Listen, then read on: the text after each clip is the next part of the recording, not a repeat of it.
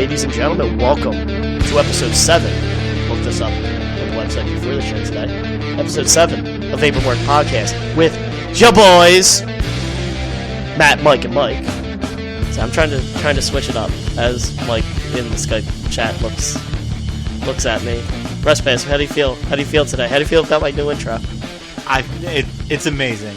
You're showing your hosting abilities are shining through right now. I'm trying my best. He's going to turn this into a shoutcast. Just start. You need that soundcast. Complete side note: I was doing that at the bar last night.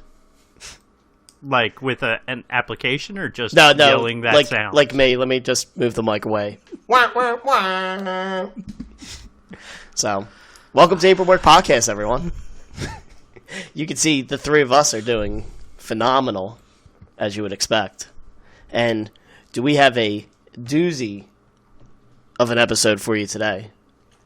But before we get into that, we figured we kind of just talk about some of the big news that happened in wrestling this week with the great Bruno Sammartino passing away.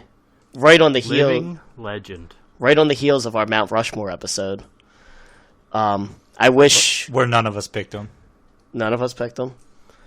But I wish he would have died a little sooner, because I think that would have been a great tie-in for that episode. just putting it out there, but, you know, to each their own, I guess. I was going to say you should have said Vern Troyer, just to be funny, a living legend. And I was like, you know what, that's messed up. You shouldn't do that. Not to and Bruno. Then you just go ahead and make that joke. Yeah, butcher him. So I think we had posted... Bruno Sammartino's nickname was the living legend. Yes.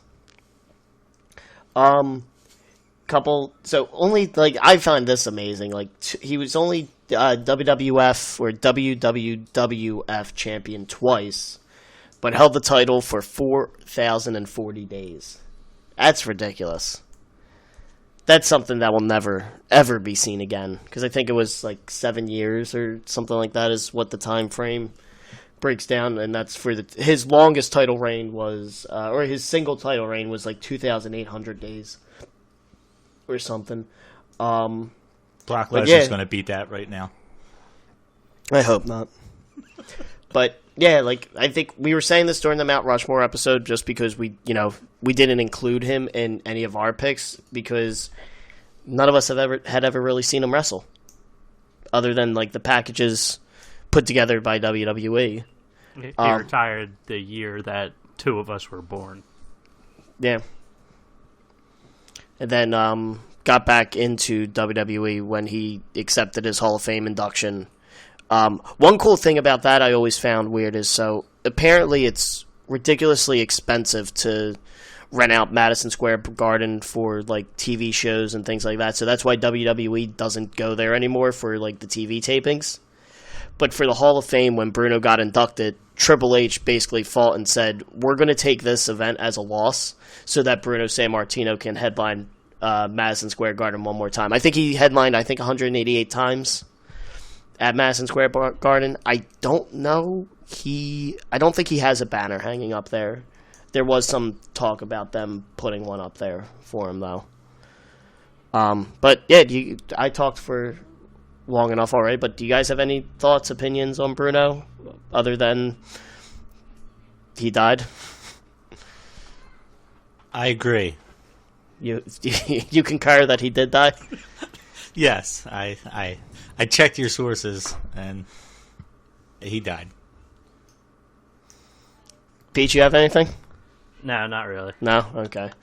So, well, R.I.P. to one of the greats, and I think we, as we were discussing before this, I think he is survived by his wife.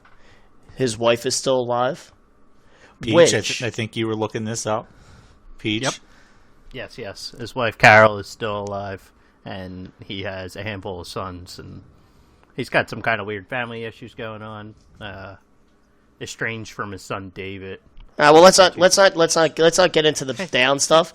But he's got two twins, Danny and Daryl. They're out in Pittsburgh. So, but like I said, survived by his wife, which will bring us into the topic of today's conversation, are some of our favorite not so favorite general talking points of couples in pro wrestling.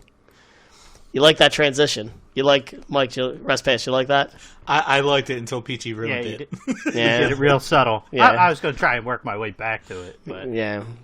This is the topic I've been waiting for. When we decided to do this podcast, I said, you know what? I can't wait for John Cena and Nikki Bella to break up so we could do the couples episode. I've been waiting for it. Yeah, what was it? It was like 5 or 10 minutes before we started recording last week, and the news came out that they broke up. I've been devastated ever since. It's been rough. It's been rough. But yeah, like I think we're like, oh, this will be somewhat topical and just kind of generally fun. We'll start it off like when you hear of couples in pro wrestling. So for those that are not aware, John Cena and Nikki Bella, I guess, ended their marriage or their engagement. Like last week or something. They were going to get married in May or something like that. Cena came out years ago or something saying he never wanted to get married again. He doesn't want kids, and so Nikki Bella apparently wants kids and wants to be married, so that usually doesn't work out.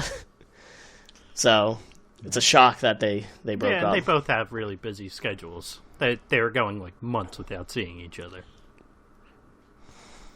It could be a good or a bad thing depending on your situation. Yeah, some people like that. It's a typical case of a woman trying to change a man now. Unbelievable. But yeah, they ended. I'm curious to see what happens on TV now. I'm actually kind of excited for that. When Cena comes out of it. Yeah, I hope so. Because, well, that's what they did with their whole marriage anyway. The WrestleMania proposal was dumb. Like, the thing about that is like, that could have been a fun match. I like that idea of a match when it was the mixed tag between Nikki and Cena versus Miz and Maurice. But Miz should have won that. Like, just how hot he was at the time, still is. But Cena goes over for the pre-planned marriage proposal, which was just stupid and ate up too much time. It should have been done in the middle of the match. Like, Miz should have kicked him, dropped him down to one knee, and Nikki came in to check on him because he looks really hurt. And then he pulls it out of his pants. I mean... Wait, what's he pull out of his pants? Oh, let's keep it PG, Mike. The ring. The ring. Oh, okay. Right? Well, he does wear jorts, so he would have pockets to hold it in. But, exactly. It was set up perfectly for it, and then the match just ends. Yeah. She says yes, everybody cheers, and then everybody just walks out. That actually sounds better than the actual match that took place. But when you guys think of couples in wrestling, like who are some of the first ones that come to your guys' mind that were fun to watch, annoying to watch, things like that? Peach? So like, one of the couples I always think of, even though like, it was when we were very young, was Macho Man and Miss Elizabeth. Like, that whole in-out, in the ring, out of the ring story. Like, it's just something that's always stuck in my mind, and it was like the first like WWF couple that I can remember. The Twitterverse also agrees with you, by the way. I asked this on Twitter, and most of them did say Macho Man and Elizabeth. Yeah, I think that is the kind of the high point of like couples in it, because I think that headlined the WrestleMania. Miss Elizabeth getting back with Macho Man. Was it? It wasn't 3. Was it? I forget which one it was, but yeah, that headlined. Be prepared, Walt. We talked about how prepared all three of us were for this conversation. No, but they married at SummerSlam in '91 and then divorced in '92. On which pay-per-view? Bad Blood. Bad Blood. But yeah, the Miss Elizabeth Savage. That's always that is a kind of a good one. I try to think of ones like that, kind of when I was really watching while growing up and things like that, and like for whatever reason, Tess and Stephanie McMahon came to mind. I hate you, Walt. I should have went before you. God damn it! Go ahead. No, go ahead. Well, no, that just, it was random, and then like that whole abduction by Triple H, and then Triple H and them marrying. That was a fun one to, I guess, if you're into that kind of stuff. And we all know you're into that kind of stuff, Walt. What can I say? I am. But yeah, that's like one of the first ones I kind of remember. And then the other one that always came to mind was the love triangle between Chris Jericho, Trish Stratus, and Christian. I forget, and again, I forget which WrestleMania was at, but that was, I remember like when Trish turned on Jericho, kicked him in the nuts inside with Christian to get Christian to win. I always remember that one for some odd reason.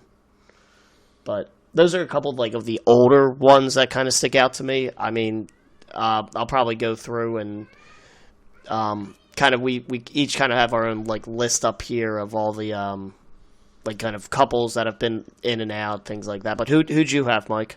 Well, first of all, Peach, do you remember the Triple H Test Stephanie thing? Yeah, but not as well. Okay. I remember Triple H China. I kind of seen your face. I just wasn't sure. I guess for clarification, because I know Walton didn't want to go into full detail, but Test and Stephanie were going to get married, and I forget how it was actually done, but there was a video up on the Titantron. Oh yeah, and they drugged Stephanie, and she was at her bachelorette party in Vegas, and he winds up going through a car ride. Yeah, and then it turned out that it was her plan all along, and it's when Stephanie became the boss's daughter to basically what she is today. But no, that one's the first one. Honestly, with the way Stephanie and Triple H is right now, obviously that comes to mind, and that was the first thing I thought of. So, Walt, you stealing it? Thank you. No problem. That's why we don't talk about this before the show. Yeah. Actually, number 2 that I was thinking of, and I actually thought you were going to say when you said love triangle, is Edge, Matt Hardy, and Lita. How do you not think about that?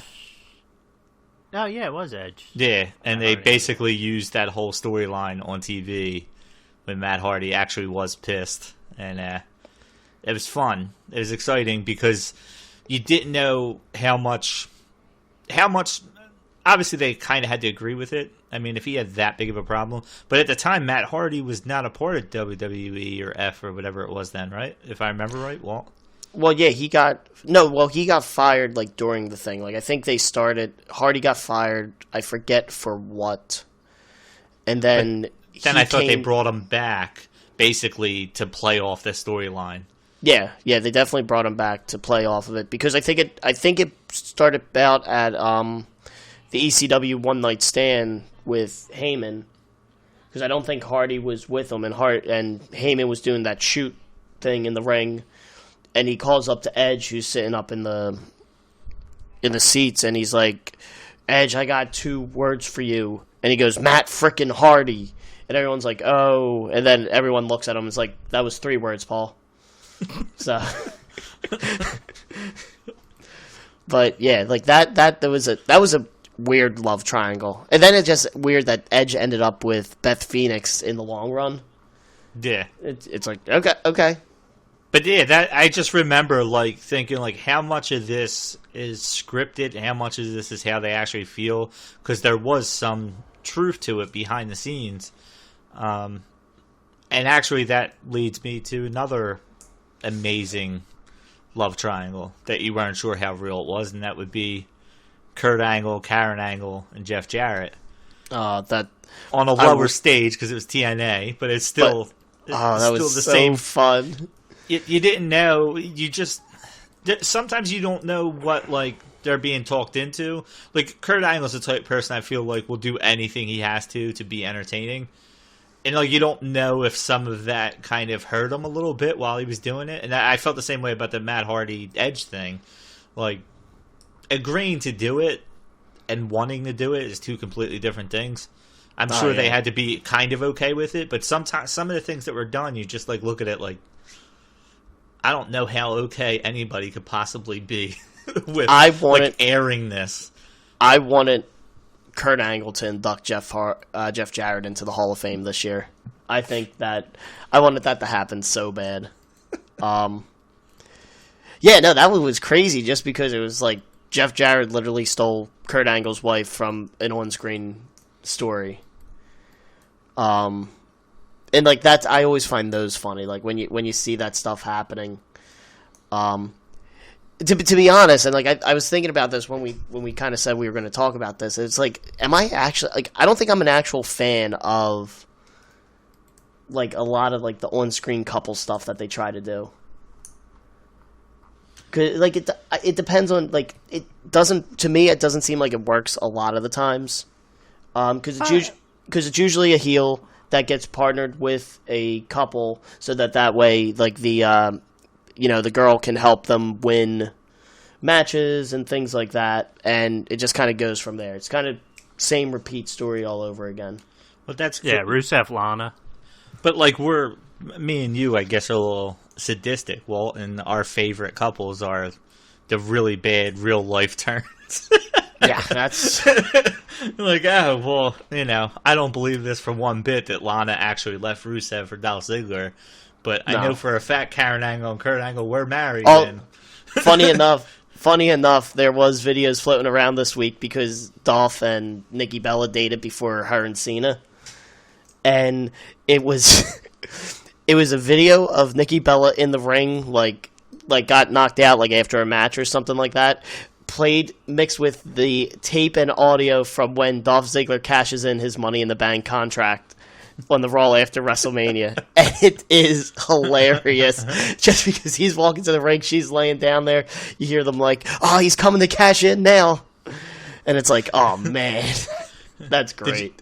Did you see the one with John Cena where they show him getting up to run away from the Undertaker, and it says like kids, marriage, like it's like a whole list on his side, and it shows him getting up to run away.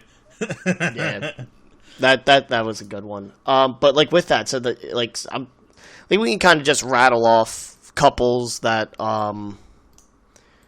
some of this, like I was looking through a list of different couples that were in there.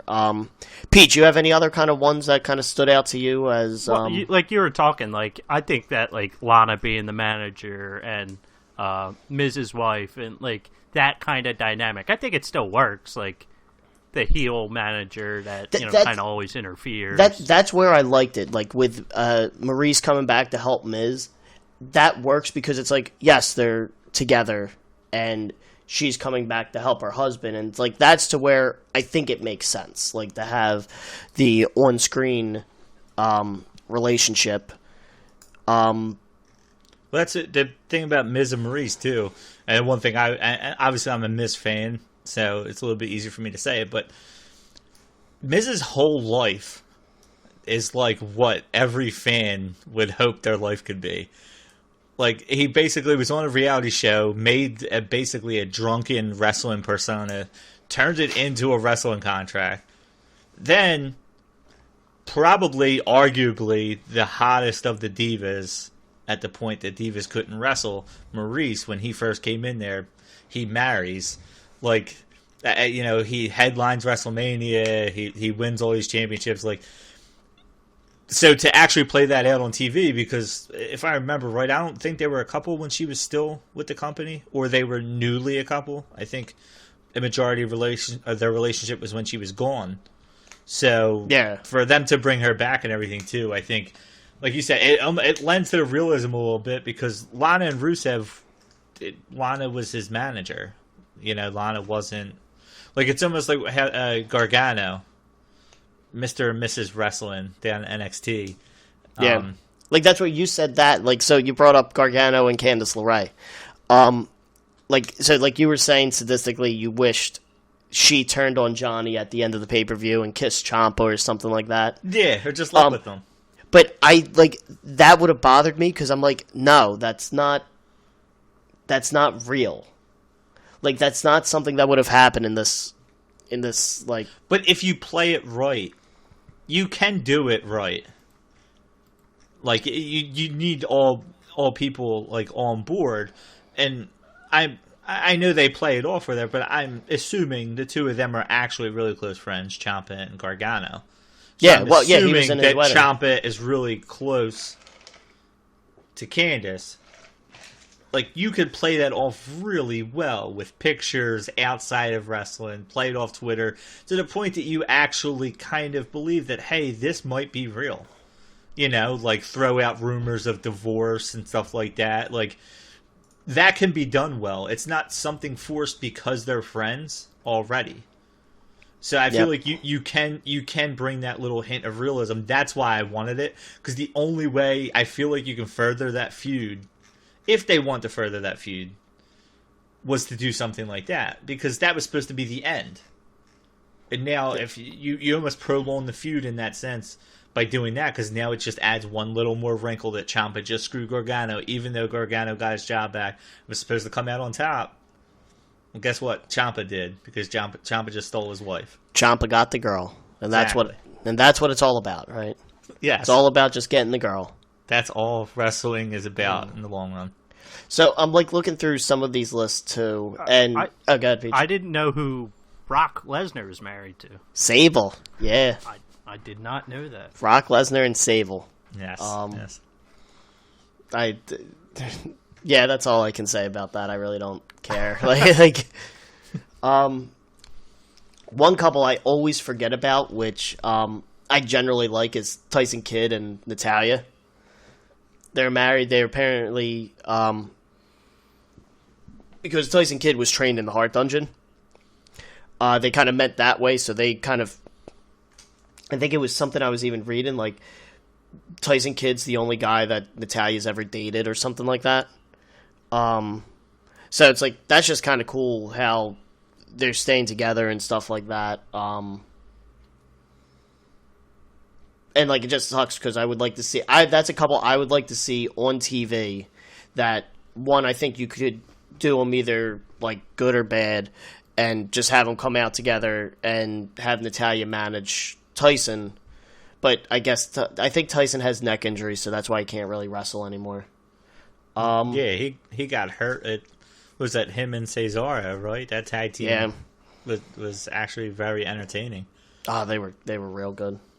Isn't that who Cesaro wore like the headphones for? Yeah, I think they used to both come out with headphones on, because that was Tyson Kidd's thing for a while, and then I guess when they became a tag team, I think, did they both wear them? I don't know. I think so, maybe. But the another one which I'm looking up too is, and this kind of sucks because their bill got halted real fast, was Mike Bennett and Maria Canales, or whatever the hell her name is. I'm pretty sure you actually got that right. Did I? Canales? Canales. Canales. I was going to say, for some reason the way you're pronouncing it sounds wrong, but yeah. Maria and Mike Canales. Yes, that's it. But it's like, I love that when they came in and had him take her name. Yeah. Like that was great, but then he had to leave. Like, she got pregnant, he had to leave because he had a drug problem that he got clean from and things like that. Which is cool, but like, I'm hoping for them to come back like as strong as they were, because their theme song was catchy as shit. Well, that Power of Love theme song. But when they came out, they like basically had them come out in the mid card too. Yeah, which is a good spot for them. It is, but I feel like it's not. They can come in just as strong in that sense. You know, they didn't bring him out there to be some type of like heavyweight contender and then go away. So I feel like that if and when they bring them back, it's not a loss, because they weren't like at the forefront of, you know, I guess it was SmackDown, right? That they were on. Yeah, they were on SmackDown. I feel like they could slip right back in without most people even remembering that they were there in the first place. Yeah.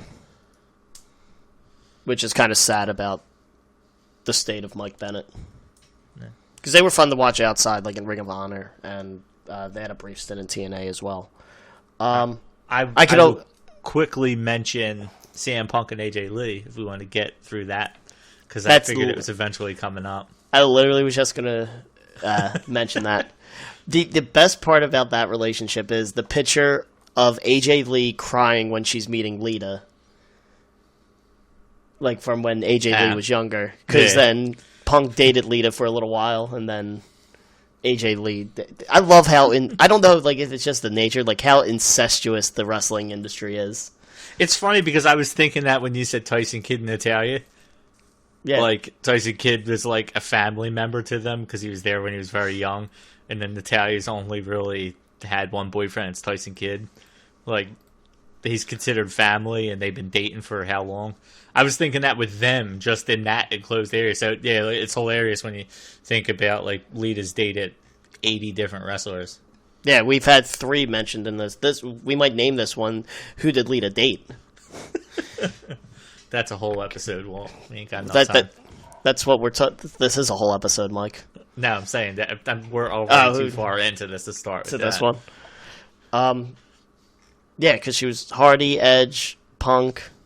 I can't even think of who else. I mean, there was always the I forget if it was even actually on screen or not, but the Sonny and Shawn Michaels relationship that like destroyed, I think, Shawn Michaels' life. Well, we got off Punk and AJ Lee real quick because I want to make a point, and it jumped right on Lita. But no, I was going to say the funniest thing about all that was that storyline with AJ Lee and Kane. Who was it? Was it Cena, Punk, and Kane? I think. No, it was Cena, Punk, or maybe Cena, Punk. It was Kane.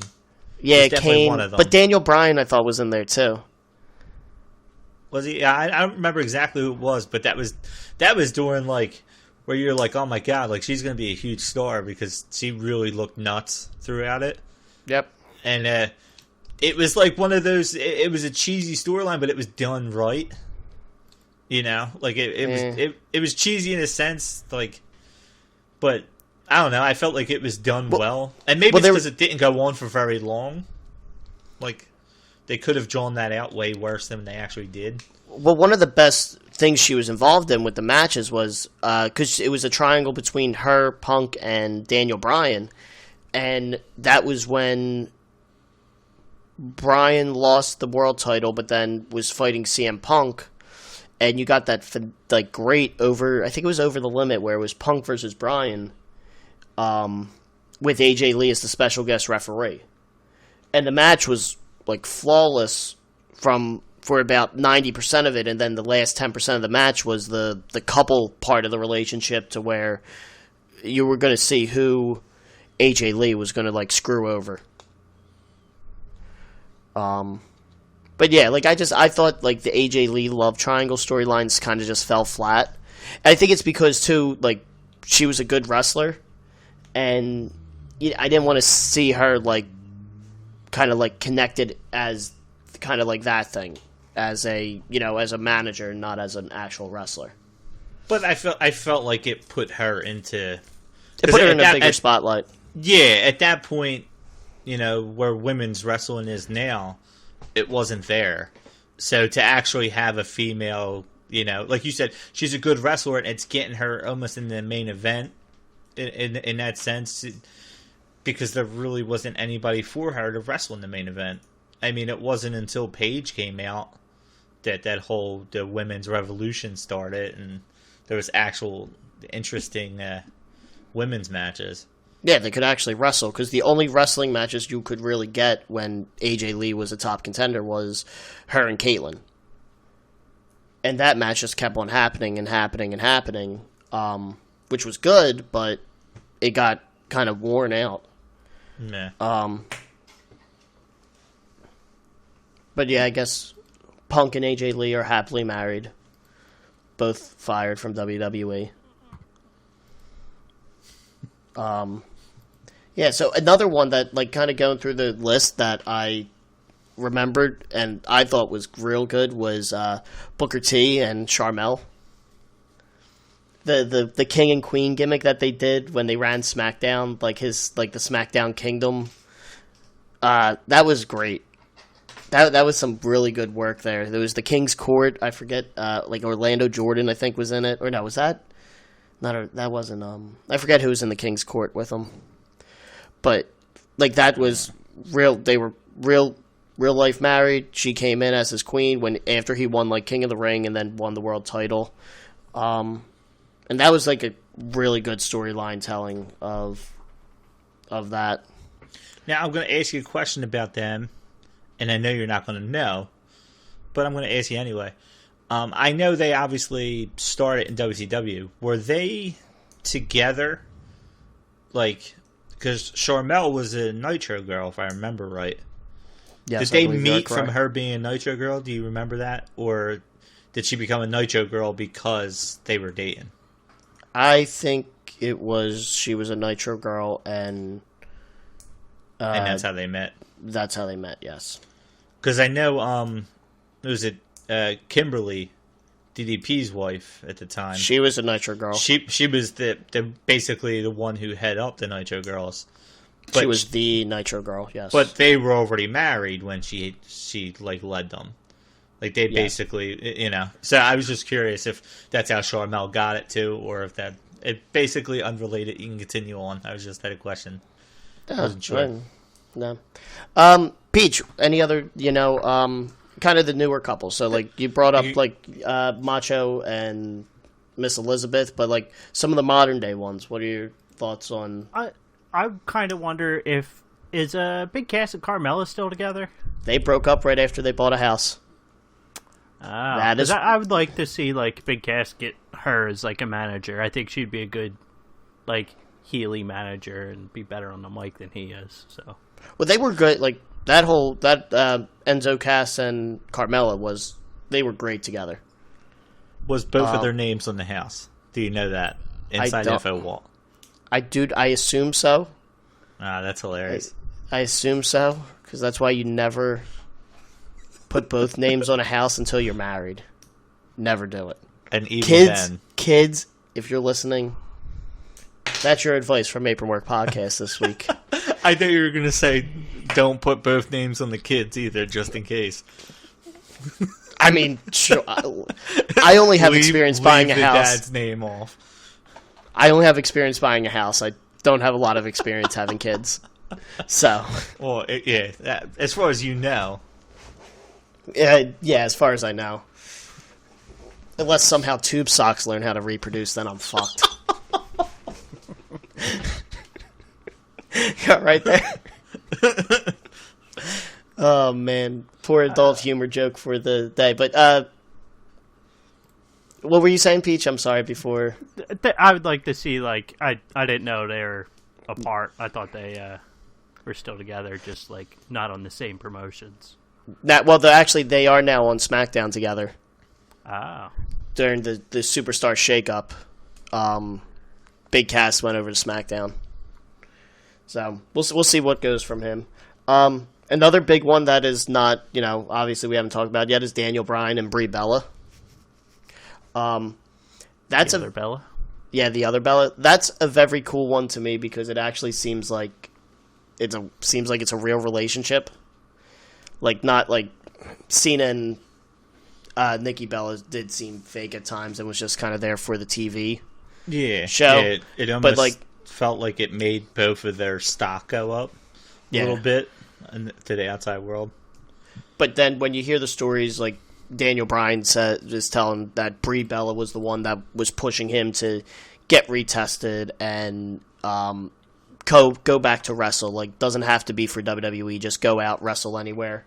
Like, that's just cool to hear. Like, I remember during Daniel Bryan's return speech, they did chant it, "Thank you, Brie," for a good couple minutes, which is awesome. And the other cool thing is they don't really have them seen as like an on-screen pairing. Right. Same thing with what's his name, Jimmy Uso and Naomi. Yes. Like they're together, but they're not like an on-screen pairing. Well, they do every now and then, which is cool. Like just last week, the Bludgeon Brothers beat up the Usos really bad, and Naomi came out to check on, I forget, let me see, I always forget which one. Jimmy. I couldn't tell you which one's which. Yeah, I don't think I still can either.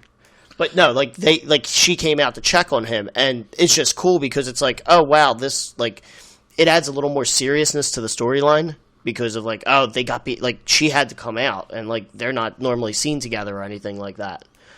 And that's actually how they use Brie with Daniel Bryan. Yep. Where they use it only in serious. You haven't seen it much because he's been the general manager, but yeah, that's how they kind of use her with him, and that is the coolest thing. I guess nowadays with social media and everything, well, Total Divas gives it away, but you know a little bit too much about their lives. So the fact that they play it, even though like the Usos are supposed to be a heel tag team and Naomi's supposed to be a face, to have her come out and help them is still, it's cool that they keep that realism there a little bit. You mentioned Total Divas, dude. Have either of you guys actually ever watched that? I've watched part of one episode. By accident? No, on purpose. Oh. Wow, you seemed really excited about that. Tell us, Mike. Tell us what you thought about it. It was the Daniel Bryan proposal. Oh. Like, I was curious about it. I actually think that's either the same episode or they showed a replay of it when Cena told Nikki that he didn't want kids or to get married again. Makes sense. He went through it once, and I almost feel like it was the same episode because I thought it was hilarious. They go through John Cena basically being this awful human being on TV. Like, why is that an awful human being though? He was being honest. Yeah, but like she's all excited to talk to him about it, and he's like, "I told you this when we started dating. I'm never having kids. I don't want to get married." And she's all crying, and he's like, "I told you this. I've been married once. I don't want to do it again." And she's all crushed, and they show it on TV. That's what I think a lot of people were wondering if they were going to... I know it gets brought up once every 2.5 days about Cena turning heel. But that was like one time where they were like, they made him look like an awful human being. Like the way they cut it and showed it and everything. They made him look like such an awful human being that it was like... They realize this is Cena, right? That they're doing this. I think I did hear that. I think I read something like, yeah, Cena's the good guy on wrestling programs, but the bad guy on Total Divas. So, yeah, I really don't know what else to talk about with couples. Yeah, there's plenty. All right, well, let me take over. Go, right, Mr. Host. Listen, you're the one that's like you and me are going to have like a fight soon or something over who's going to be host of this show. Well, there's Bully Ray, Velvet Sky. We haven't touched on them yet. I forgot they were a couple, so that's why I didn't touch on them. They're not even on this list, this shitty list. At least I don't think so. I didn't read it. No, them. It's funny. I thought it was such a weird couple, and I thought it was purely because of TNA. But no, I mean they don't seem to like promote it like other couples do. It comes out when it comes out. But they. Oh yeah, that's right. I forgot he thanked her when they got inducted into the WWE Hall of Fame. Yeah. Yeah, that's funny. Like you saying, like, oh, I didn't even realize they were a couple. And in my mind, that's almost a better sign for certain couples. When you don't know, really, that means they're hiding it well enough, which I would assume is not, like, for any business related, like, oh, let's just be a couple for show, kind of like the Cena and Nikki Bella thing. No. Looking at the list, the one that stood out too, actually, when you sent this list was the Guerreros, Eddie Guerrero and Vicky Guerrero. Yes. I read that, but then all I could think of is more of Eddie Guerrero and China. Because I don't think Eddie and Vicky still couple. It's still a couple. It doesn't matter if it's a real one or on screen. Well, yeah, like I don't think they used. I don't really remember like Eddie and Vicky weren't like really seen together on TV prior to Eddie dying. And that was my point. I think they didn't even bring Vicky on until after Eddie died. Then Vicky became a part of the company, and that's actually was going to be my point to this. Like, that sucks because Vicky was so hated.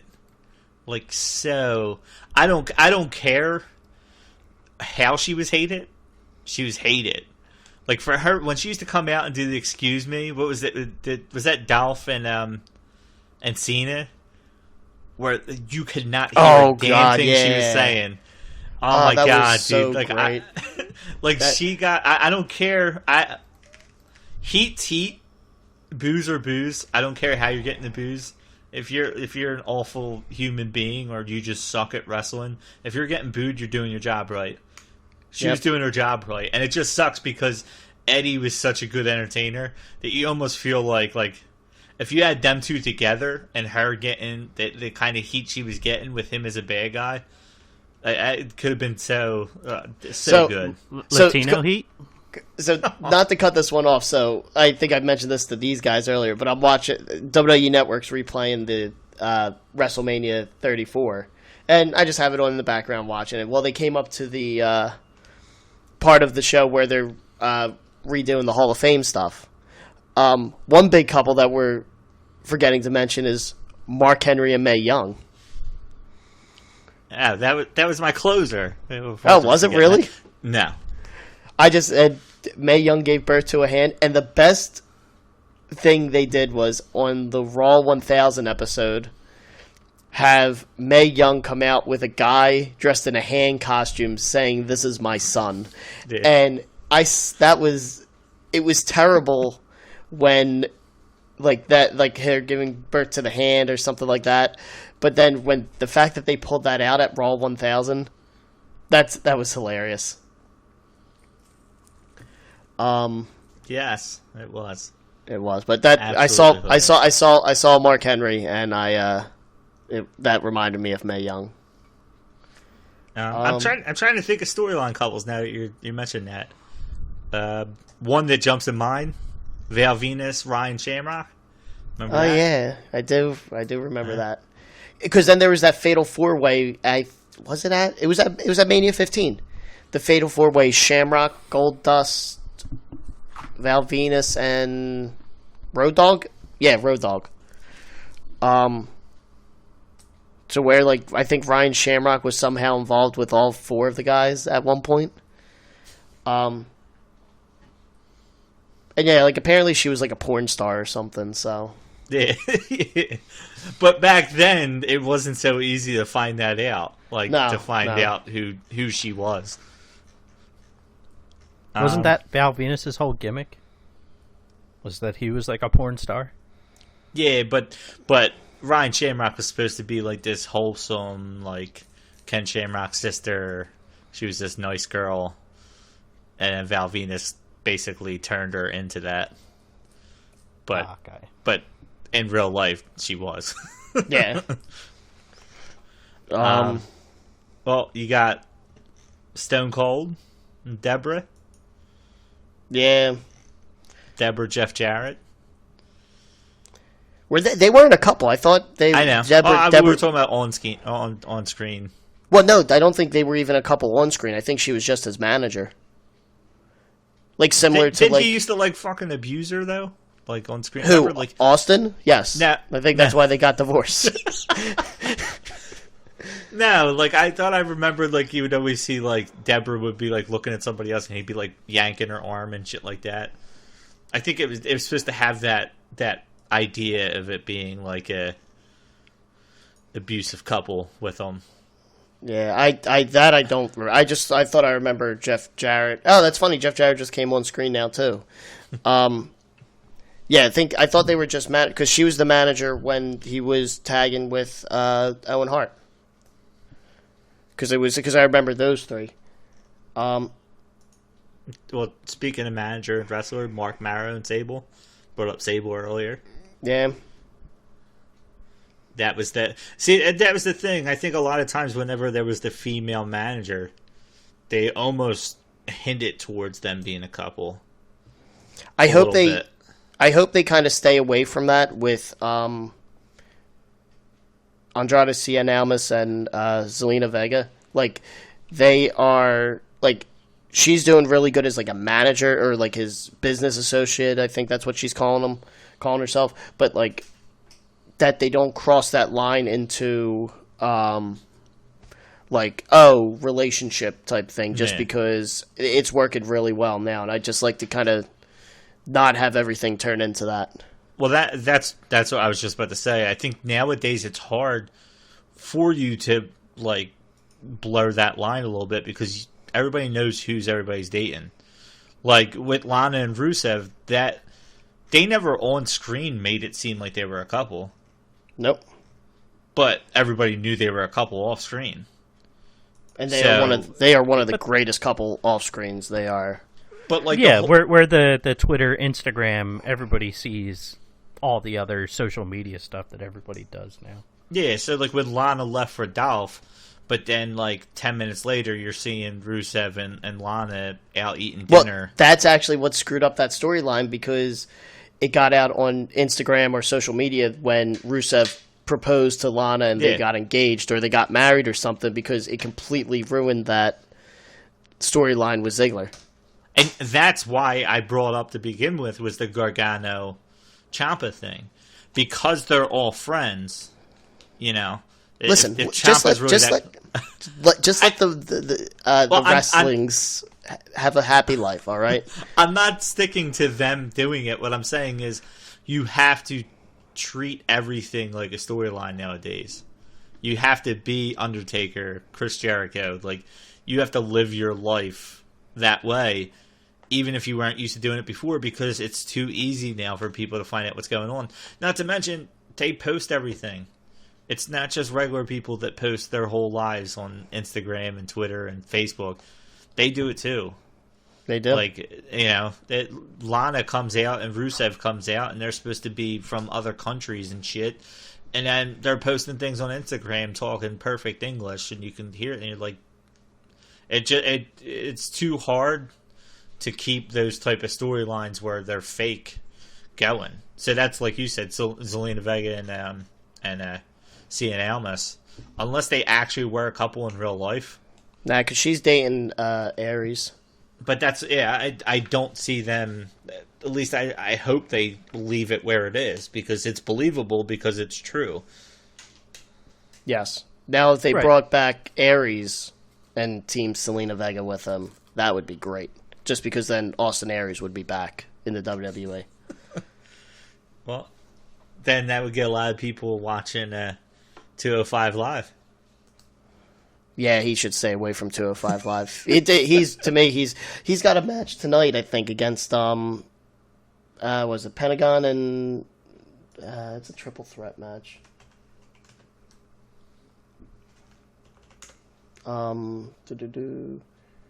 Pentagon, Aries, Phoenix. Which I actually might try to stream somewhere because I just like Aries. Wow. That's illegal, Walt. What? Not if I stream it by purchasing the product. Come on, I'm an adult. Yeah.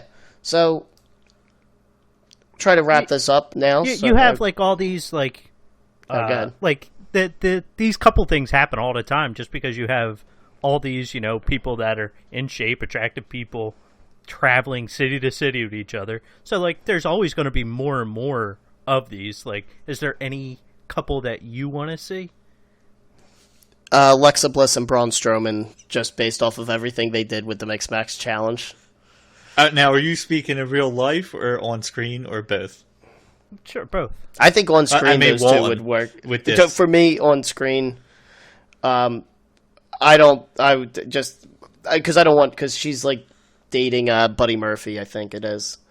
But yeah, their chemistry during the Mixed Match Challenge was real fun because they played up that whole like flirting with each other type thing the whole time.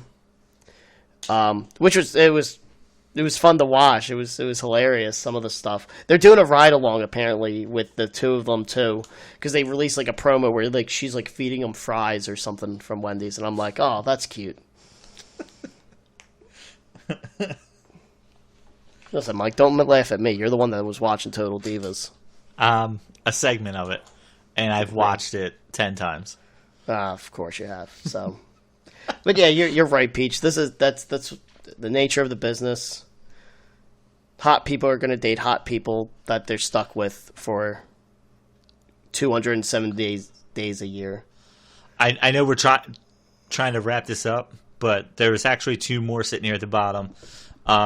Goldust and Terry Reynolds, which I always found funny because Goldust was always looked at as to be asexual or gay or however you want to say it. And I find that couple funny. And then Matt Hardy and Rebby Sky. I'm a little surprised that hasn't got touched on. But that relationship with the whole the woken or broken Matt Hardy and everything. Oh yeah, the and his broken family universe in it, the broken universe is great. like it's awesome. So Did we meet them in Texas? Yes. Yes.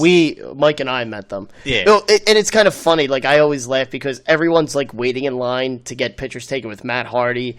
And Rebby's on the side. I think she had Maxwell at the time, like, in one of those baby carrying pouches, like, holding him while setting up the merch table. And I'm like, in my head, just like... Yeah, what? like they couldn't get somebody to do this. Like they couldn't ask a waitress real quick to do this. Yeah, I just that was funny to me. You know, it's even funnier about that time. Like, Somebody asked Matt Hardy if he'll ever go back to WWE,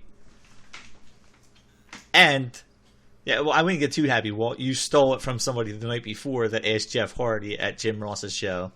You literally asked him the same question as somebody else. It's just all ideas are just stealing what you can from somebody else and making it yours.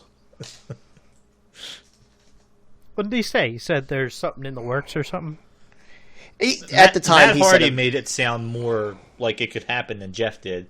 Jeff blew it off the night before, and Matt was like, "Oh no, Jeff didn't." Matt, didn't he ask you?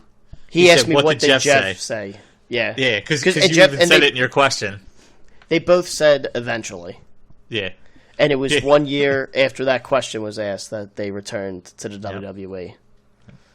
You put the idea in his head, Walt. I'm sure I'm the sole person to do that. Matt Hardy seems like the thinker of the brothers, and you put it in Matt's head, and he was like, "Oh, wait a second." He said, "Jeff said eventually. Maybe we should make this happen." Yeah. So there you go. So that's how we should promote you. You can thank me.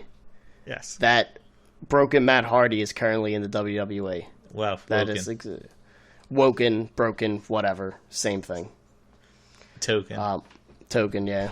So, all right. So we've been talking for about 50 minutes about our favorite couples, which is honestly 20 minutes longer than I expected.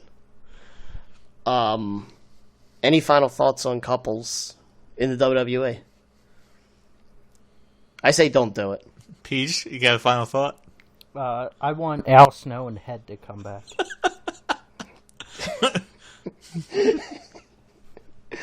Oh, man. Yeah. We did not mention Vince and Linda or Undertaker and Michelle McCool, so I just find that funny. That's my final thought. Yeah, those are some obvious ones. Undertaker and Neck Tattoo Sarah. Neck cover up now, and that's what's Michelle McCool. So, yeah. We'll try to wrap this up now, but we hope you guys enjoyed this one. We'll try. This is your job. Well, as I know host, that's what I'm trying. What, I'm learning. You should not be preparing for the show. You should be preparing how to wrap up a show. A nice intro, a nice outro. Yeah. So as you weirdly do this, I will do this again this week, and I'll say, respond to us on Twitter, like, retweet, follow, Facebook, Twitter, our podcast, subscribe to them, review us. Mike Respass, our social media manager. Yes. Do everything you possibly can. Keep hope alive. Give us a review on iTunes. Tell us we suck. 5 stars. Yes. You can tell us we suck in the comments. Just give us 5 stars. You can give us 4 stars. It's perfectly fine. And say that star is missing because the host sucks. It's perfectly fine. Just talk good about Peachy. He needs it. Yeah. Low self-esteem. You sound like me. So, still haven't, we're still talking about what our topic's going to be for next week. So like Mike said, any of those areas, tell us what you think will be a fun topic to talk about for us to riff off of. I just thought of one during this one that we'll bring up that might be a good one. I think I actually have it in one of our lists. So, it could be a good one, but you got to be honest with you. If you're listening to this, your idea is probably better. Yes. Or we might use it in the following week. So, Yes. You have an idea for a show, you want to listen to it. If you want Peachy to host one week and you want us to do that, we can make it happen. I'll have an intro and an outro. And that's it. Just 1 week. Just 1 week, because trust me, you ain't going to be asking for it a second week. Wow. I like it. So, all right, well, ladies and gentlemen, if you're a couple in the WWE, we hope it lasts, because we don't want to do another podcast of this again, of you breaking up. We can do a breakup episode. I mean, We can. So help us out if you want to be on that episode. Yes. Like, subscribe, share, message us. But, until next week, guys, we hope you enjoyed it. Thank you. Thank you very much for listening. We do appreciate it.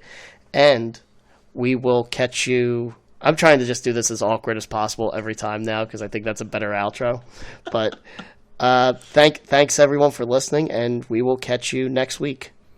Also, Walton's single. Yeah, well, I'm recording a wrestling podcast. That explains everything. But catch you guys next week.